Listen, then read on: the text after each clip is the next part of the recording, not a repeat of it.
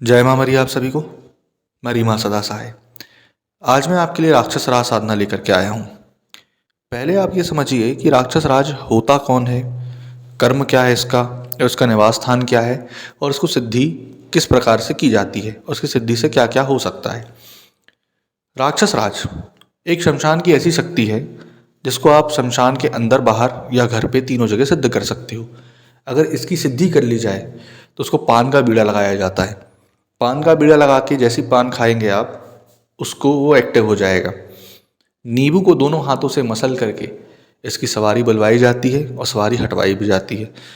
ये इतनी पावरफुल और उग्र शक्ति है, जैसे हम बोलते हैं ना कि एक बहुत बड़ा पहलवान जो 7-8 फीट की हाइट से ज़्यादा का हो, उसके डोले शोले, आर्म्स, बाइसेप, पैर सब बहुत ज़्यादा हों, ये उस तरीके का दिखता है। लंगोट काली धारण करता है, ठीक, और बहुत ही बड़े बड़े दांत, शरीर पे पूरे बाल, और बहुत ही विशालकाय, इस तरीके का इसका आवरण होता है। जब ये सिद्ध होना चालू करता है, जब ये दिखना आपको चालू करता है, तो बहुत ही भयानक और उग्र आवाज़ें आती हैं, जैसे जानवर की, कौवे की, बिल्ली की, ऐसी आवाज़ें आने लगती हैं। उस टाइम पर आपका रक्षा घेरा मंत्र, गुरु मंत्र, शरीर कीलन मंत्र, कवच, ये सारी चीज़ें काम आती हैं। अब उसको आते हैं कि इसको सिद्ध कैसे करते हैं। इसको सिद्ध करने का दिन मंगल या शनिवार होता है। 11 दिन की साधना होती है, ठीक। उसके बाद 11 दिन की साधना में आपको रुद्राक्ष की माला से इसके 151 बार जाप करने होते हैं। मंत्र चूंकि शावर होता है, तामसिक भोग इनको अर्पण होता है। आपको करना क्या होता है, विधि विधान ये समझिए। कम से कम आपको 20 साल पुराना बबूल का पेड़ ढूंढना है, कम से कम। ज़्यादा होगा तो बहुत अच्छा होगा, जितना पुराना पेड़ होगा, जितना लंबा पेड़ होगा, उतना ही लंबा आपको वो दिखेगा। 20 साल पुराना बबूल का पेड़ शमशान के पास ढूंढेंगे। अगर आप घर पे कर रहे हैं ये साधना, तो आप निमंत्रण देकर के ला करके घर पे करेंगे। अगर आप घर पे नहीं कर रहे हैं, उसी पेड़ के नीचे कर रहे हैं, तो वहीं पे करेंगे। उड़द के दाने, ब्लेड, है ना, जिससे काट के आप दोगे खून, अपना नहीं देना है, बताएंगे किसका देना है आगे, ठीक। उड़द के दाने, ब्लेड, मांस का एक टुकड़ा लगेगा, वो आपको बताया जाएगा कौन से मांस का टुकड़ा होगा। उसके बाद अंडा, 5 प्रकार की मिठाई, पान का पत्ता, हल्दी की गांठ, सिंदूर, चावल, लौंग, नारियल, घी, अगरबत्ती, कपूर, तेल सरसों का। उसके बाद खुशबू जो रहेगी गुलाब की रहेगी, ठीक। गुलाब नहीं मिल रहा है, केवड़े का डाल सकते हैं आप। ये सारी चीज़ लेकर के आपको जाना है, ठीक। अगर आप घर पे कर रहे हैं तो निमंत्रण देके घर पे लाने का भी तरीका बताया जाएगा। अगर आप वहाँ पे कर रहे हैं तो वहाँ पे भी आपको इस चीज़ का तरीका बताया जाएगा। 11 दिन में सिद्ध होता है, क्योंकि ये 151 बार आप जपोगे। सिर्फ और सिर्फ 151 बार आपको जपने में मुश्किल से मुश्किल 20 से 25 मिनट का समय लगेगा, सिर्फ 25 मिनट का। जैसे ही आप ये सारी चीज़ करोगे, चौकी बैठाए, आसन जमाए, बांधे शरीर को, हर चीज़ करे, ठीक, और रिटर्न चले आना है। जिस दिन आपको ये दर्शन देगा, जिस दिन आपको ये दर्शन देगा, दिखेगा, वचन कर लेना। कई बार ऐसा होता है कि ये डराता है और रोने की आवाज़ निकालता है, क्योंकि आपको ये भटकाएगा, क्योंकि वो सो रहा है पेड़ में, आप उसको जगा रहे हो अपने काम के लिए, तो आपको डराएगा। तब आपको निडर रहना है। आपको रक्षा कवच मंत्र, आसन कीलन मंत्र, क्षेत्र कीलन मंत्र, शरीर कीलन मंत्र, संकल्प, ये पांचों चीज़ दी जाएगी। इस पांचों चीज़ के ज़रिए, इस पांचों चीज़ के माध्यम से आप इस साधना को कर सकते हैं।